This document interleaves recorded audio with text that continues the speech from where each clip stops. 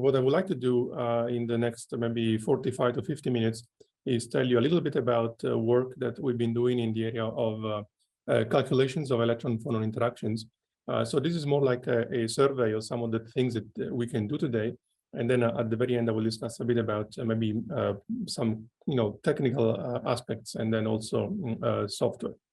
So before I begin, let me motivate a little bit why we believe that this topic is of relevance. So I will use 3 examples that seem very far away from electron-phonon interactions, but actually in these examples, the electron-phonon physics plays an important role. So in this image, what you're looking at is a photo of the GPU subsystem of the Frontera supercomputer here at the Texas Advanced Computing Center, so TAC. The reason I'm showing this picture is that these are basically GPU blades. And then when you run high-performance computing software on those, they run so hot that it is no longer convenient to cool them by fans, so by air. So these are being cooled by a liquid coolant. And this is basically to say that whenever you use computers, you are generating a lot of heat. So the generation of heat in these systems has to do with the fact that logic operations, that involve the switching on and off of transistors, have to do with the flow of charge in channels, semiconductor channels. And this flow of charge generates heat because electrons are interacting with phonons. So to get an idea of how this works, I just want to show a picture that is a very classic from the book by Semiconductor Devices. So this is the mobility of silicon as a function of temperature. Silicon is the main material for the channel in these transistors. And I will say more about this quantity, but for now, let's just say that it kind of measures the ability of electrons to travel across a semiconductor. If you just focus on the top line, you can see that this mobility is decreasing as a function of temperature. So this effect has to do with the fact that electrons are being scattered by phonons while they travel through the channel, and the amplitude of lattice fluctuations is increasing with temperature, and therefore, it is more and more of a hindrance to the motion of electrons. So this is example number 1. So this is a second example that may again seem a little bit remote from electron-phonon physics, but let me explain what I mean here. So this is a scale-down model of the ITER tokamak. So ITER stands for International Thermonuclear Experimental Reactor. So this experiment is being built internationally at Cadarache in France to achieve the sustained burning plasma inside this chamber, the tokamak chamber. So in order to keep a plasma, at very high temperature inside this chamber, it is necessary to use very strong magnetic fields. The way the magnetic fields are generated is by having coils surrounding this, donut in this direction and also in the toroidal direction. And these magnets need to carry a lot of current. Now, it turns out that if you use copper wires, the energy you would have to spend to cool them down, to cool down because of this energy dissipation is too high.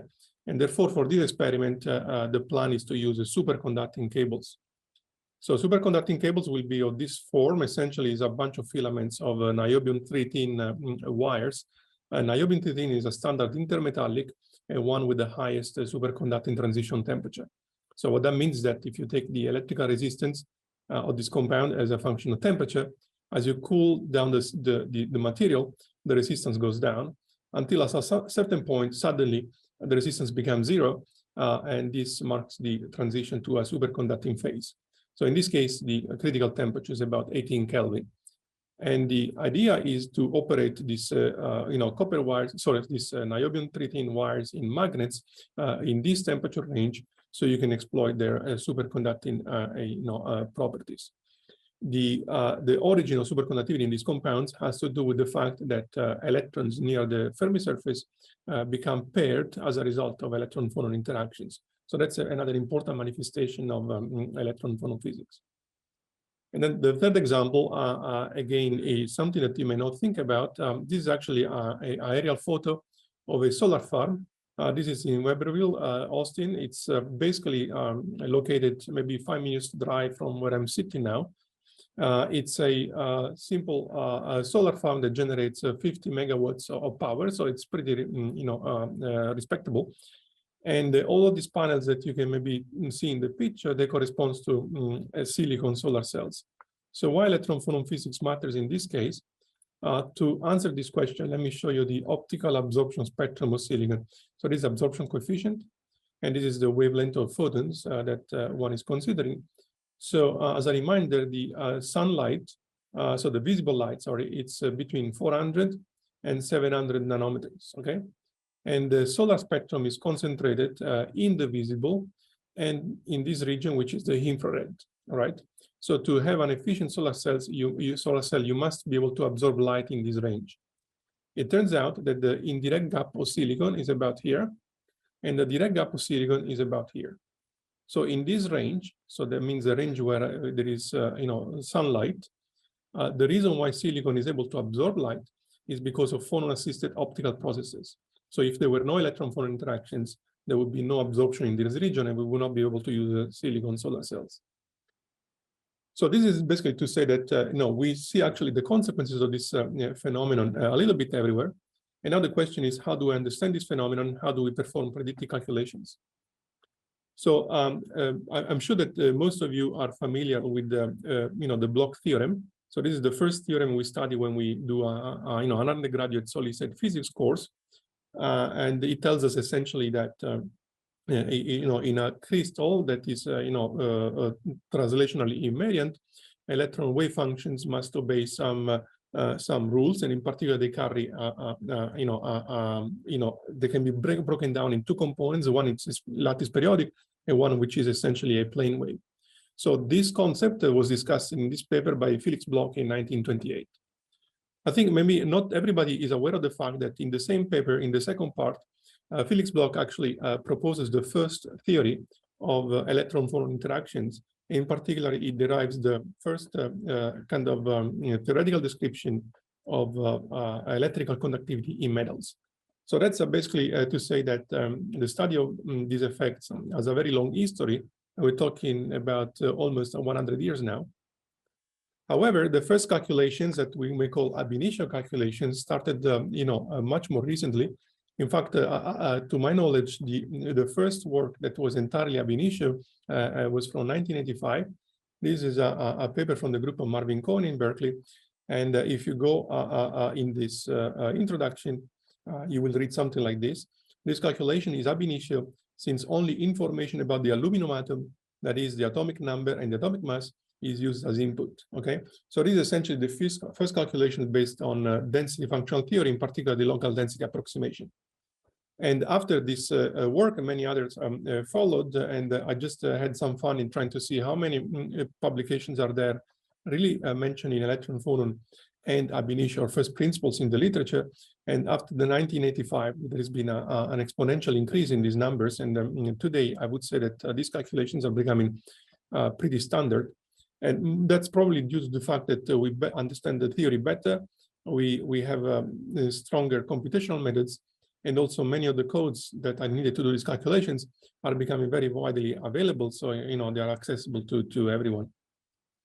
So with this introduction, let me now tell you what I would like to discuss in more technical terms. So what I would like to do now is to first explain, how we think in terms of, how do we rationalize this phenomena and how we develop techniques to study them. So in a very simple approach. And then we'll give you 4 examples of applications, one in current transport, one about temperature-dependent bus structures, one about phonon-assisted optical absorption, and then the last one about polarons. And then in the last a few minutes, I would like to highlight some of the computational challenges in calculations of this type, and also maybe tell you a bit about the effort that we are, we keep, doing in terms of software infrastructure. So let me start with the light introduction to electron-phonon physics. I don't know if everybody in this audience is familiar with density functional theory, but just in case, let me very briefly recap what we do when we do a DFT calculation in the simplest possible version. So this is meant to represent the Kohn-Sham equations. These are the standard Schrödinger type equation for the electron wave functions. And the only, let's say, difference with respect, to Schrödinger's equation is that here the potential will depend on the wave function themselves. That's why we call it a self-consistent potential.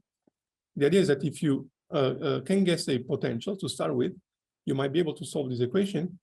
From this wave function, you may obtain the charge density by adding up the square moduli of the wave functions over the occupied states. And then the density functional theorems tell you that the self-consistent potential can now be obtained by using as input this electron density here in the Hartree potential and here in the exchange and correlation potential. Once you have the self-consistent field, you can plug it back into the original equation and then you iterate until you achieve a convergence. So, in this expression, if you think about it, there is no kind of trace or no signature of electron-phonon interactions. And that's because they are not included. So the way to work electron-phonon interactions out of these equations is to recognize that the self-consistent potential here depends parametrically on the positions of the atoms. So this would be the electron-ion potential. I wrote it here as a bare Coulomb potential.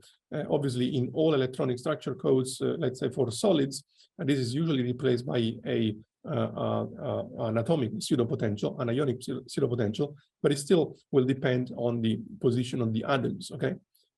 And since this depends on the position of the atoms, that means also the wave function depends on the position of the atoms and the energies. So the solution of this problem is parametrically dependent on the atomic positions. And this is where we need to look for in order to find electron-phonon interactions. So the idea is very simple at this point. Since this potential depends parametrically on the atomic coordinates, we can imagine starting the system in its equilibrium configuration, meaning the minimum that you find by, for example, performing a total energy minimization using density functional theory. And then you can see what happens beyond. So if you move atoms away from this minimum by performing a Taylor expansion of this potential, to a certain order in the atomic displacements. So in this example, what I'm imagining is that I take only one atom in one Cartesian direction, and I move it away from its equilibrium site by just a tiny amount that I call U. And that allows me to perform a Taylor expansion where the potential is the potential at equilibrium plus the linear order variation plus the quadratic variation and so on, right? So what is needed for studying electron-phonon physics is to be able to access this quantity. So everything that is not equilibrium potential, and this is essentially the perturbation that leads to electron-phonon effects. So at this point, the idea is to try and compute these variations and then try to investigate the consequences of these changes. So one at this point could do a very sophisticated analysis, for example, based on many-body perturbation theory. I will spare you that because it is a little bit technical, although there is nothing too complicated about it, but it will take a few more slides. So here I would just want to mention that you can already understand most of electron-phonon physics by using very simple perturbation theory.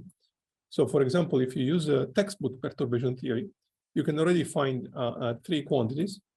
For example, if you want to know how the electron energies change when you displace atoms, you can use a first order perturbation theory. For example, you can take the perturbation expansion that I gave you earlier.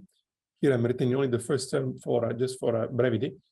And you take this potential and then you perform a sandwich with the state of which you want to evaluate the change in energy. So this recipe, which is so very elementary, is the basis for calculating temperature-dependent band structures. You can also do something else. You can look at the first order change in the electron wave functions, and that is a standard recipe that involves these matrix elements of the perturbation and then the energy denominators coming from the unperturbed electrons. So this simple change in the wave function that you find in any textbook is the basis for studying phonon-assisted optical absorption, as well as the formation of polarions. And I will tell you something about this in a second. And then finally, one can also consider that maybe the displacement of the atoms does not need to be something static. You could consider maybe a time-dependent displacement. Imagine driving atoms using the infrared radiation. So you shine light and then you make the atom resonate with your electromagnetic field. So that will lead to a time-dependent displacement, and therefore one will need to use a time-dependent perturbation theory. So the quantity you can evaluate in this case is the rate of transition from a given electronic state to another electronic state, and this can be done using Fermi golden rule.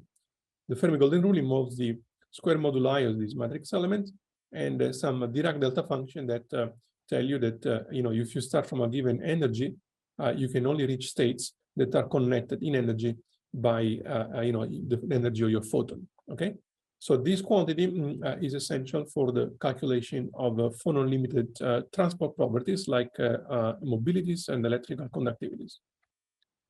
So let me show you now a couple of examples. So we start with carrier transport. So the idea of carrier transport is the following. So we would like to know what is the current in a material that results from the application of an external electric field. Before going there, let's think of what happens if there is no field. So you may have an electron, and imagine this electron to travel kind of semi-classical in this material. So it will make collisions with the atomic vibrations, and this will change its trajectory. However, if there is no external field, the system maintains translational invariance, and therefore there is no preferential direction for the electron to move into. As a result, the net velocity of the electron, averaged over a certain amount of time, will be zero. So if you now apply an electric field, for example, a field pointing to the left, you're breaking the translational invariance, and you're introducing a privileged direction in the crystal. What happens is that this electron now, in between two subsequent collisions, it will be accelerated in the direction of the field, so the trajectory will be stretched in the horizontal direction in this picture. And as a result, you have a net velocity of the electron that this time is non-zero and is opposite to the electric field. So in semiconductor physics, mobility is defined as the coefficient of proportionality between the net velocity of the electron, so the drift velocity, and the applied electric field. And this is what one would like to calculate using ab initio methods. So the way us and many other groups in this area are using to perform these calculations is the so-called Boltzmann transport equation. And let me just point out that this is not an equation specialized to electrical transport in semiconductors. It is a much broader equation that is one of the cornerstones of statistical physics. In fact, if you took a statistical physics course, you will have certainly seen this kind of equation. The idea of Boltzmann transport is the following. We try to study an ensemble of particles in phase space. For example, you have a position here, a momenta here, and we describe the motion by checking how many phase points lie in a certain infinitesimal volume of phase space. And this number is given by the distribution function. It depends on position, momenta, and time. So this distribution function can change because if the momenta are non-zero, then as a function of time, the particles will travel. For example, if the moment is positive, the particles will travel towards the right here. So some will enter on the left, and some will leave on the right. If there is a force imparted on these particles, the momentum will change. So some particles will enter from the bottom and some will exit from the top. And then if you have some other effects like collisions, scattering, or sinks, or sources of particles, you may also change this number. So to formalize that, one writes an equation that has this derivative, so the distribution function on the left, and has all possible sources of scattering on the right. In our calculations, in practice, we want to consider homogeneous bulk systems. Therefore, there is no space dependence, and steady state conditions, therefore, like steady state mobility, therefore, there is no time dependence. So we are left with this drift term, where the change of momentum with respect to, and as a function of time, is given by the force, for example, the electric field. And then this would be scattering, for example, by phonons or by impurities in the system. So the change that is required to go from this expression that is classical to quantum calculations is to replace this object by the distribution function of the electrons in the band structure. So this will be a function that depends on the band and on the wave vector. And the resulting equation will have this form. So obviously I need to skip some steps, but I guess the point is to convey the main message here. So the left-hand side here is the drift term that I showed you in the previous slide. In this case, I'm considering, for example, an electric field and also a magnetic field leading to a Lorentz force. The right-hand side corresponds to scattering. And you see this G represents the electron-phonon matrix element. So this is the amplitude for an electron to be scattered from an initial state to a final state via a phonon. So you take this to the square modulus of that. And then these 4 lines represent essentially the phase space availability for this scattering process. For example, if you look at the first line, this is the distribution function. And so F being 1 means that this state is occupied. F being 0 means that this state is empty.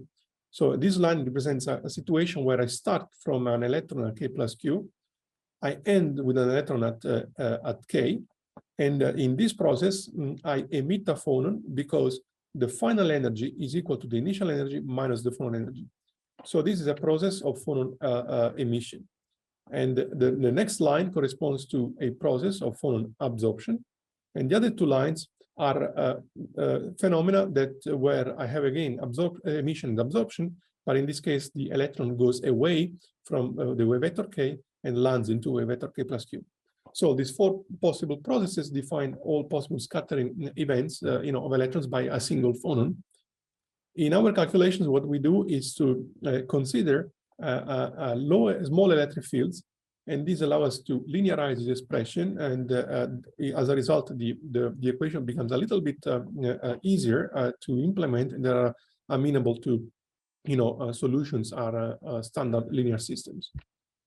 Let me show you a couple of examples of these calculations. So this is a calculations for a crystal of silicon. Usually silicon in these studies is really the prime benchmark. So whenever you want to demonstrate a new method, you try it on silicon. And what you're looking at here is the mobility on the vertical axis in a log scale. And then you have the temperature on the horizontal axis. And the yellow data points are experimental drift mobilities. And the red line corresponds to ab initio calculations. So you can see that the agreement between experiment and calculations is very impressive in this case. And now I need to mention also that this is a very good scenario, and it is not always, things are not always that good. I will show you in a couple of slides how things are for a broader range of semiconductors. So silicon is a very simple compound. It's just 2 atoms per unit cell, so that's a little bit an easy an easy win in this case. So what happens in the case of more complex compounds? So this is a calculation on something called MAPI. MA stands for methylammonium. Is this molecule CH3 and H3? So it's shown in this picture by these blue and black spheres. And PI, so in MAPI means lead iodide. So in this picture, the lead is in the middle of the octahedra and iodine is in the corners. So this is what people call a hybrid organic-inorganic perovskite. So these are the properties of standard perovskites in a way, but also as the properties of some kind of metal organic frameworks in a way. So it's a very, very complex system. And this is a system that has generated a lot of attention. There is a lot of literature on this system now because it has initiated, the entire field on, perovskite solar cells. So one of the quantities that people are interested in this context is the mobility of carriers in this compound. So what I'm showing you here is a comparison between the mobility measured in experiments and the ab initio calculations. The data point here, the blue data points, are experimental data collected by the group of Mac Johnston at Oxford using a transient photoconductivity on these large single crystals. So I would say that these are probably the most accurate mobility data that are available for these compounds as of now. And this is a calculation performed by Samuel Ponce in our group, on the same compound. And the important observation here is that this calculation was actually performed, several months before the experimental data were available. Okay, so this is not a posteriori prediction. This is truly a prediction that happened before the actual experiment.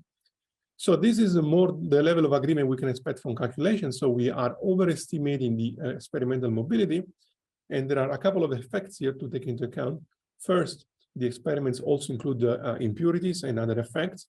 And second, we typically tend to overestimate mobilities when we perform DFT calculations. And I will show this in the next slide. So here, Samuel Ponce, who is now a professor at the Université Catholique de Louvain, he performed a systematic analysis of the accuracy of mobility calculations for 10 standard semiconductors. So you have, I don't know, silicon, gallium arsenide, gallium phosphide, diamond, silicon carbide, and so on. Okay. So we consider these materials simply because there is a vast literature of very high quality experimental data on these materials. And here you have the calculated mobility on the horizontal axis and the experiments on the vertical axis. So if the calculations agreed perfectly with the experiment, all the data points would fall on this diagonal line here. You can see that the data points don't fall on the line. And also you can see that there are two sets of data, the blue squares and the red circles. So the red represents the drift mobility. That means is what you obtain by applying an electric field into the system. Now, most experiments are performed as Hall experiments. That means that you measure the the mobility, while at the same time you have a magnetic field transverse to your electric field. Okay, so people do that simply because the Hall experiment setups are widely available and are very reliable. And therefore, these are the most available kind of type of experimental data. And this plot is here to tell you that drift mobilities and Hall mobilities are not always the same. So I want us to be extremely careful when comparing ab initio data to experiments, because we need to compare to the right experiment. So if we look at the blue squares, we see that in some cases they are very close to the diagonal line. But in other cases, they are a little bit further to the right, and by as much as 100%, meaning that sometimes we overestimate mobilities by a factor of 2. So this is something that we need always to keep in mind, and therefore, want us to be cautious when you see maybe calculation of mobility where one claims perfect agreement with experiments, because simply DFT cannot deliver this kind of accuracy.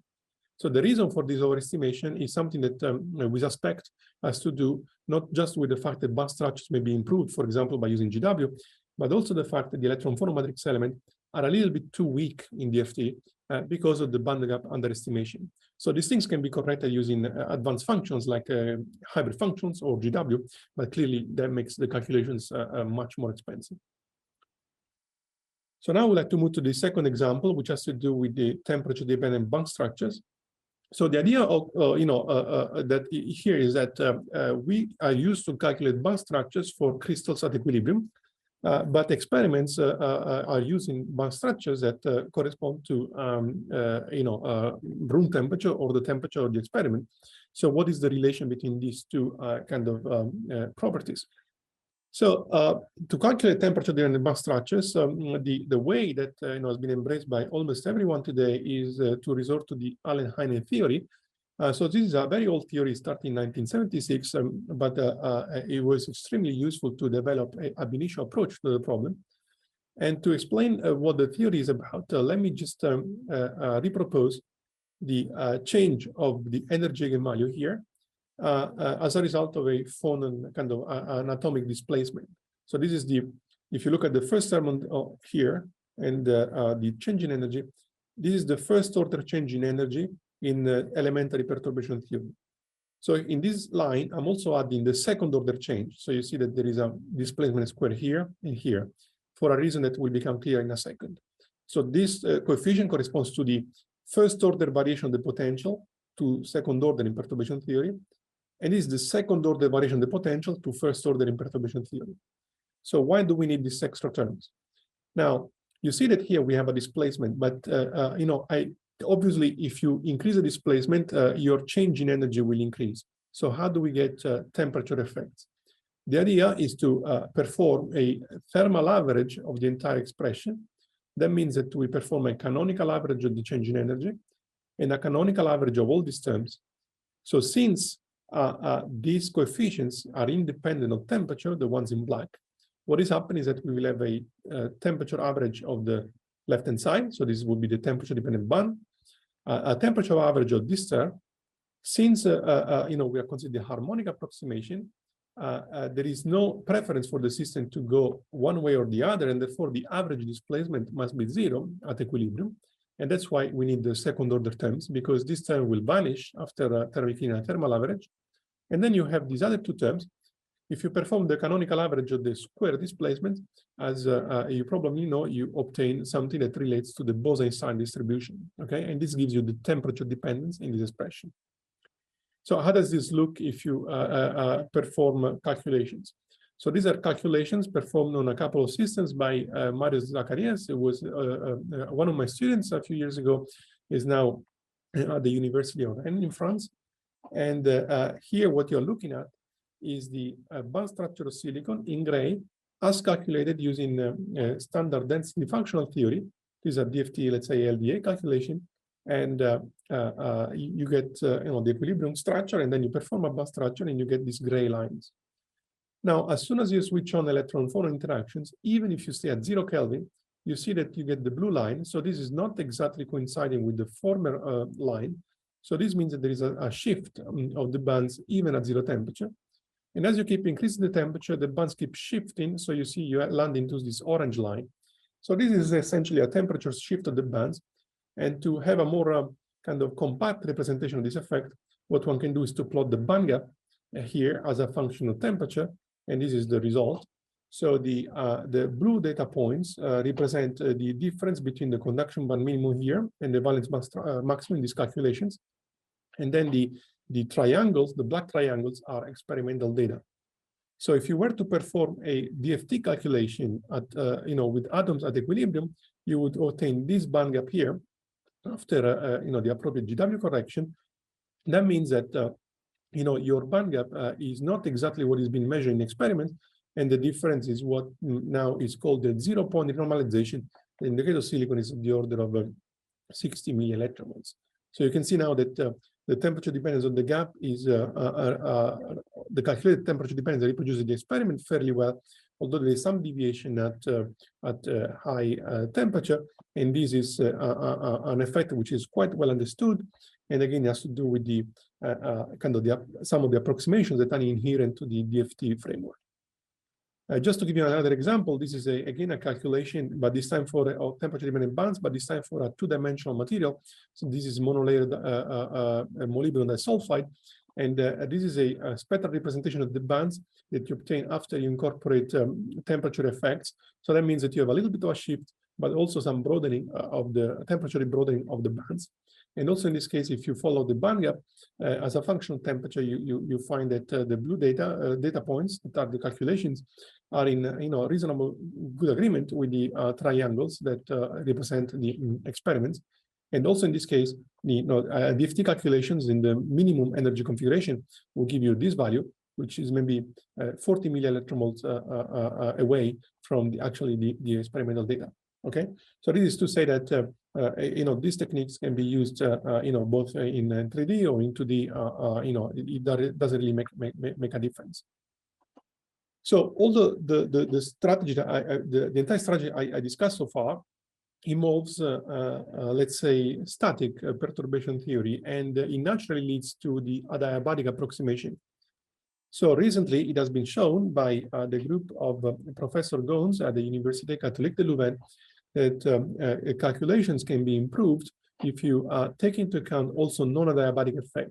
That means that instead of taking thermal averages on atoms as, let's say, static equilibrium snapshots, you take into account the fact that the atoms are vibrating at a certain frequency, and that frequency plays a role in the energy renormalization. So this plot is a comparison between static, let's say, adiabatic calculations using these red triangles, and the improvement that you get by including non-adiabatic effect. And you can see that by doing that, calculations fall into very nice agreement with experimental data. Okay, so if you're interested in this kind of more advanced aspects, I will refer you to this paper by the group. So now let me move on to the third example, which has to do with indirect optical absorption. So to explain what happens here, let me start from a very simple recap of how we understand optical absorption. So if you wanted to do something very advanced, what you would do is to maybe perform a GW embedded Salpeter calculation of optical spectrum. Here, the expression I'm giving is much simpler, and it corresponds to a optical transitions in the independent particle approximation, meaning that we consider only transition between constant states in the valence and constant states in the conduction via the momentum operator, and that corresponds to the electric dipole approximation. So you have the square moduli that give you the strength of the oscillator, and this Dirac delta function that give you, which are the allowed kind of energy transitions for a given photon energy.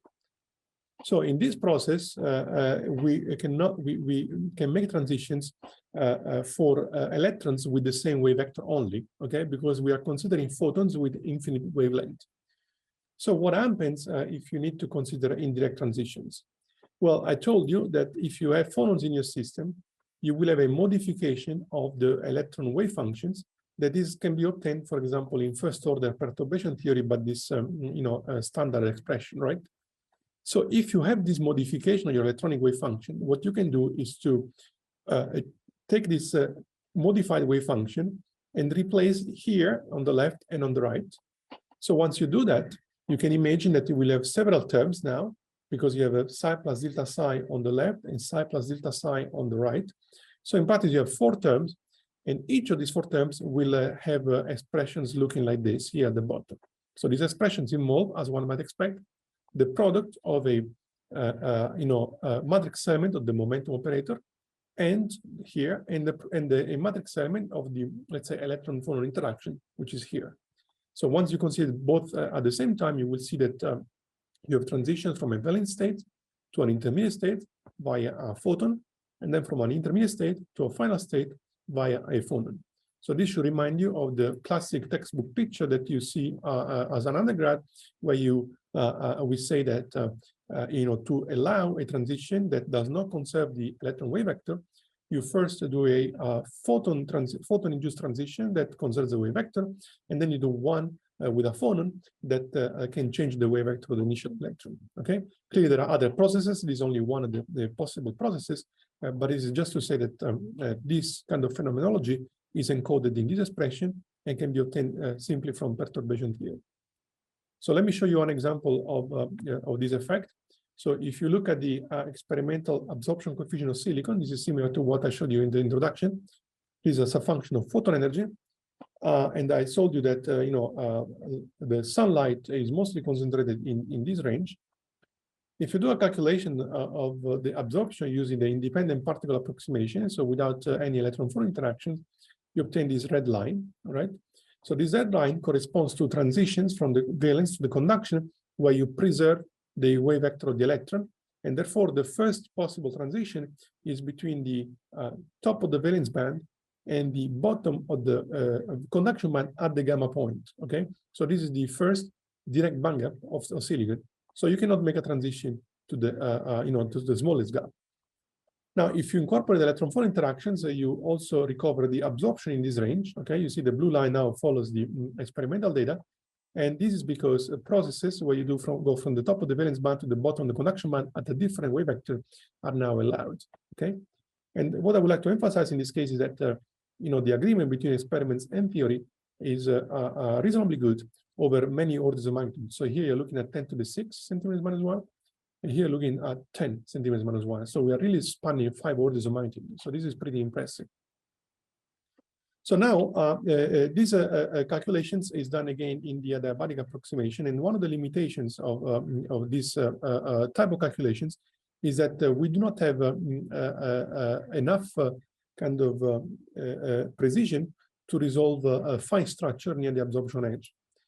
So in order to resolve the fine structure near the absorption edge, one has to again include the non-adiabatic effect.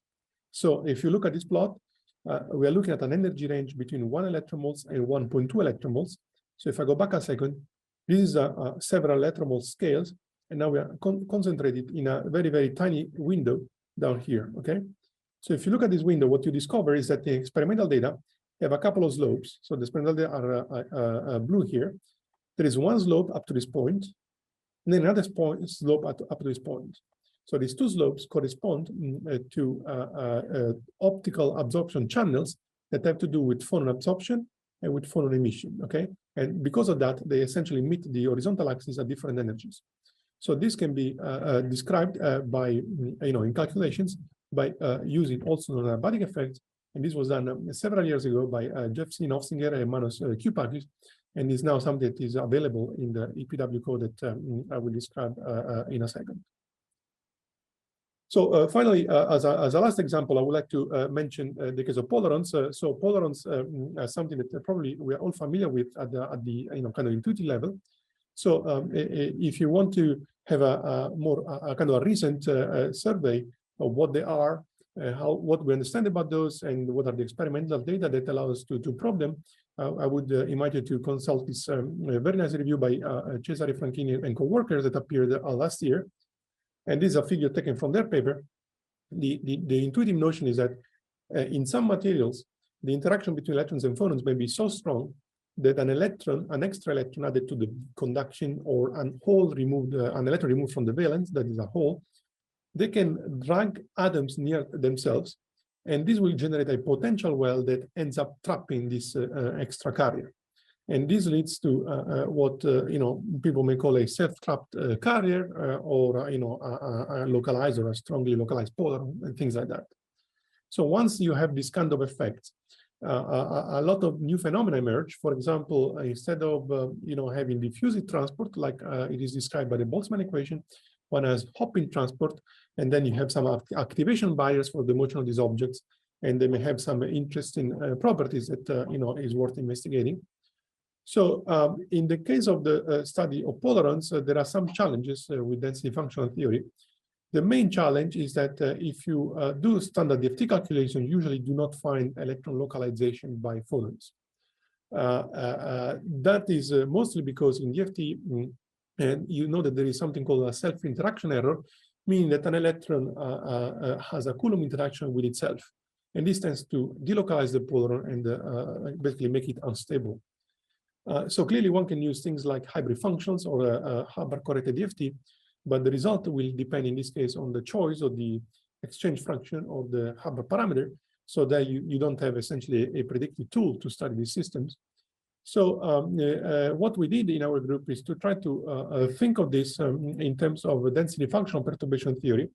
So we wrote a formalism where you can write when you can obtain the energy of the polaron as essentially the energy of your unperturbed ground state plus these three extra terms.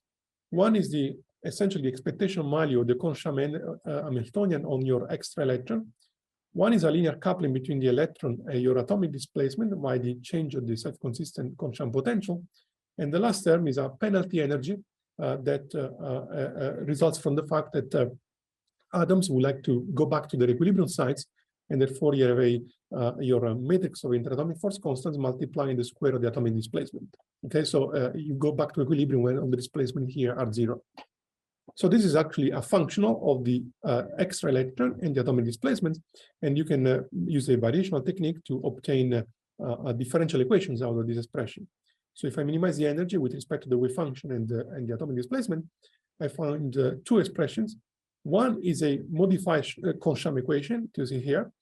This equation is almost like Kohn, but there is an extra term that is non-zero whenever your atoms are not at equilibrium. The second equation gives you the atomic displacements once you have your the density of your extra electron, and this is goes through the interaction potential between electrons and phonons, and through the inverse of the matrix of interatomic force constants. So once you have those two things, you can try to look at localized objects, and this is an example for a very simple system, which is rock salt lithium fluoride. These were calculations performed by Wen-Hong Seo, who was one of my students, and is now a lecturer at the University of Macau.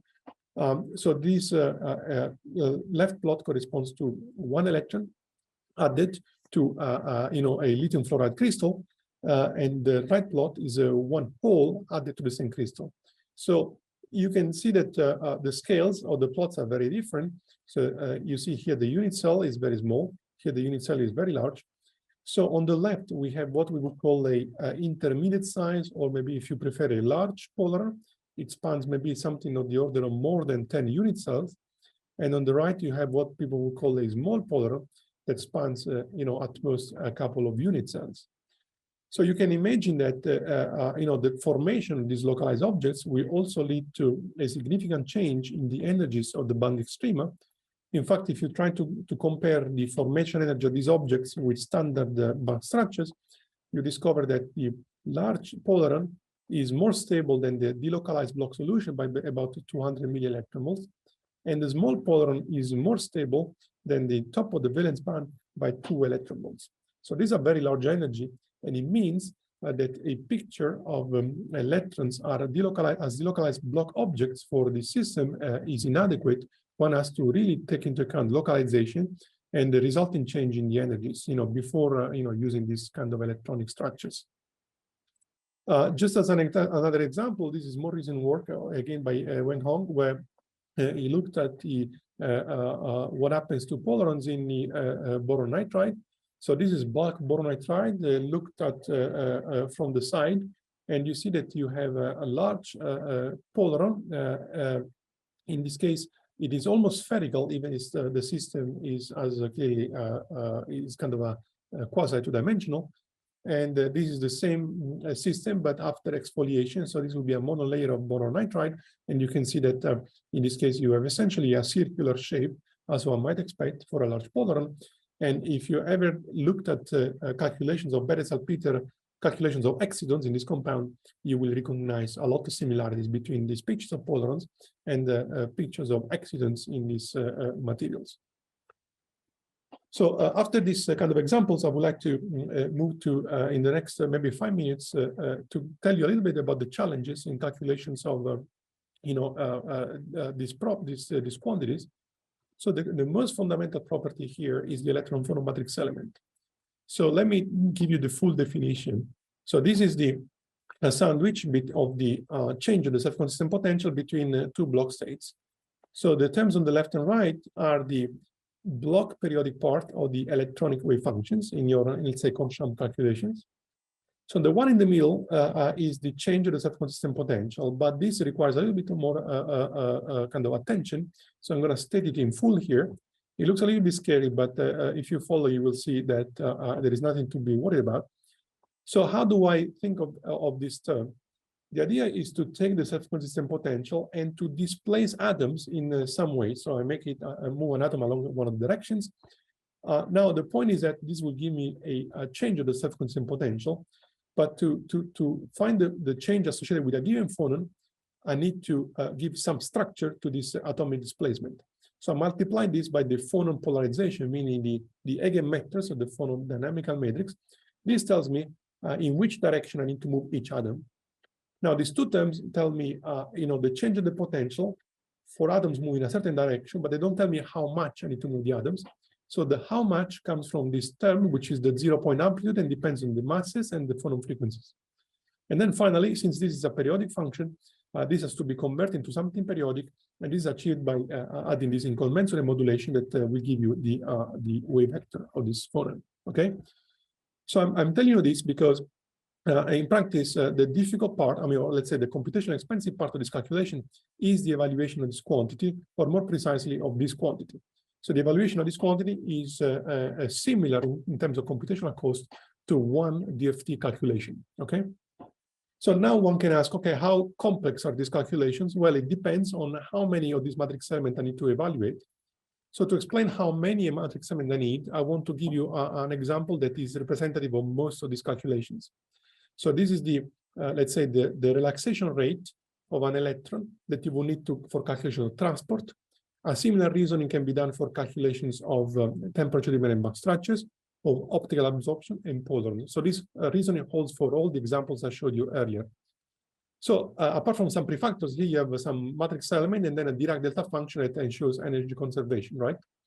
So let me consider a simple example where you have electron dispersions being parabolic, like just an electron gas, in this case, maybe in 2 dimensions. And I want to know the relaxation rate for an electron sitting at this energy. So maybe sitting on this circle here. So that means I need to consider scattering processes where this Dirac delta is non-zero. And if you assume that the phonons are very kind of low energy, maybe the acoustic phonon, just for simplicity, I can neglect this term And that means that we scatter into electrons that have the same energy. So that means if I start here from the circle, I will scatter on other electrons that sit on the same circle, right? So that means I need to evaluate an integral over a circle in this case. Imagine I use a Brillouin zone sampling similar to what I would use for total energy calculations. So in this case, I'm using 4-4 just to really have a coarse Brillouin zone sampling. Maybe for total energy, we use 10-10, 12-12, something like that, right?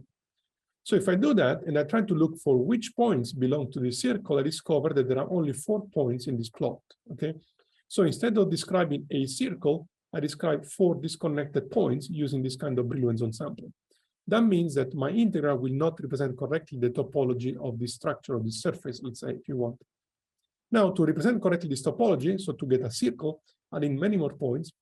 This is an example with 40 by 40 points. And you can see now I can kind of see a circle. And that means that this calculation will actually reproduce the scattering kind of physics of this kind of integral correctly. So this means that for calculations of these processes, we really go from a volumetric sampling of the Brillouin zone to a lower dimensional manifold because we are using a Dirac delta here. So we are really trying to integrate these quantities over a surface in this case. And if you have a 2D material, you integrate quantities over a line, okay? And this makes the sampling of the Brillouin zone very demanding. So doing calculations for millions of matrix elements is impractical. So that would take a long time using DFT. So the strategy that has become, essentially the standard tool now for these calculations is to resort to one-year functions, and in particular, maximally localized one-year functions. I assume you heard of one-year functions in some way, but just as a brief recap, what they are basically is an alternative representation of the electronic structure, not in terms of the localized electronic waves, but in terms of localized states. And this can be achieved by performing a linear transformation of your original states. And this transformation involves some mixing of the bands at the same K points and mixing of states at different K points via this Fourier factor. Now, the one-year functions are essentially were introduced in 1932 by Gregory Wannier, but in the world of ab initio calculations, there was a breakthrough in 1997 when basically Marzari and Vanderbilt found a way to determine these rotations in order to have the one-year functions as localized as possible. So these techniques are described in detail in this review of modern physics paper by the Wannier group. And all these things are now kind of implemented in 1A90, so they are widely available. So why is this important for electron-phonon physics? Suppose I can use this representation to write my matrix element in a one-year function basis. That would look like a one-year function sitting somewhere, multiplying a change of the potential corresponding to an atomic displacement sitting somewhere else, and then multiplied by a one-year function sitting yet somewhere else. So if these 3 objects are far away from each other, well, the matrix element will be 0, and that gives me an idea for an interpolation of the matrix element that takes the following form. And this is very simple, similar to what I showed you for one-year functions, but it's for the electron-phonon matrix element. The idea is the following. I calculate matrix element using density function perturbation theory on a very coarse grid. From this relation, I invert the matrix element to obtain the representation in this one-year basis. And then I can go back using an inverse Fourier transform, but this time I can pad my matrix with zeros beyond a certain cutoff because I know that those things don't overlap with each other, and therefore I can use a truncation, all right? So this is really exploiting very simply the principle of Fourier transforms and the localization of one-year functions in space, as well as localization of this perturbation. And just to show you how it works, the matrix element in the one-year representation are localized for various systems. This is a very old example from 2007, actually. On diamond, you see the matrix elements are decay exponentially with the distance between the one-year functions in them. And because of that, they can be used to perform a accurate interpolation of the density function perturbation theory calculations along throughout the Brillouin zone, but this time starting from very, very coarse grids of matrix element. So this makes very challenging and time-consuming calculations affordable. That's basically the idea. So now let me tell you a little bit about how we perform these calculations. So all of what I said is basically available in a code that is called EPW that is developed now by a team consisting of multiple groups, including us at UT Austin. So this code operates in conjunction with the 1A90 package, as well as the quantum expression simulation suite. In fact, the EPW code is one of the core modules of Quantum Espresso and is currently released together with Quantum Espresso. The idea is that the wave functions and the density function perturbation theory quantities like change of potentials and in this that are needed for the matrix assignment are obtained from Quantum Espresso, and the rotation matrices needed for the 1A transformations are obtained from 1A90, and quantities like mobilities, polarons, indirect absorption, band temperature and bands are evaluated within EPW. So now EPW contains has capabilities to study a number of functionalities. I mentioned Boltzmann transport. I did not mention superconductivity because that would require a long discussion, but let me just mention that we have the capability to study Migda-Eliashberg equations, and that has to do with the work of Roxana Margin at Binghamton. Then we have a phonon-assisted optical absorption. One can study kinks and satellites in photoemission spectra, finite temperature bands using the special displacement method, phonon lifetimes and renormalization that you can use for vibrational spectroscopies. Now the capability to do polarons, and then more recently also the capability of doing magnetotransport, so using transport with magnetic fields. So all of these things have been realized thanks to the effort of a number of people now. So you have several teams. Apart from us at UT, we have University of Michigan at Ann Arbor, Binghamton University in the state of New York, King's College London in the UK, University of Rennes in France, and the Université Catholique de Louvain in Belgium. And all of these people have contributed in various parts and modules and to the maintenance of the code. Let me also mention that in the past 3 years, we increased our efforts to make EPW kind of efficient on massively parallel supercomputers. So Yoonjun Lee is our lead software developer at UT Austin, and he took advantage of a wonderful initiative of Texas Advanced Computing Center called the Texas Scale Days, where basically they make the entire supercomputer Frontera available to select the groups for a few days. So Yoonjun here managed to have a complete access to all of the 500,000 cores of the Frontera supercomputer to run tests of scaling of EPW and demonstrated almost linear scaling in strong scaling tests on magnesium diboride up to 440,000 cores. That's essentially almost the entirety of the Frontera supercomputer, and this corresponds to 40 petaflops. That is to say that we are really pushing in the direction of exascale computing, and this involves an effort to refactor the entire code base to make it extremely efficient. And then let me also say that as a final point that we are very interested in training the younger generations to not just to the codes but also the physics of these problems, and we try to organize schools when we can. So last June we had our first school after the pandemic in person in Austin. And here I'm just putting this QR code because if you're interested in some of the tutorials, you can just download them from the school website and you can try to run them by yourself. So this should be self-explanatory, okay? And finally, let me just thank all the people involved in this project. So this is the current group at UT. And I would like also to mention Yoonjun Lee, who is doing a lot of work on the software code base and the high performance refactoring. Samuel Ponce, who is responsible for the transport part. Marius Zacharias for the special displacement and indirect absorption. Wengon Xiu for polarons. Chao Lian and John Lafuente Bartolome had done a lot of work here at UT on polarons that did not have a chance of discussing. Josh Levely has been working on impurity scattering, and Sabya Sachiti has been working on quasi-direct semiconductors and optical absorption. And of course, the entire EPW collaboration that is a little bit too long to mention here.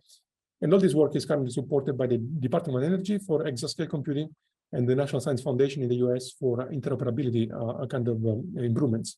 So with that, I conclude the talk. I apologize if I'm a little bit late, but I'm happy to take any questions if you like.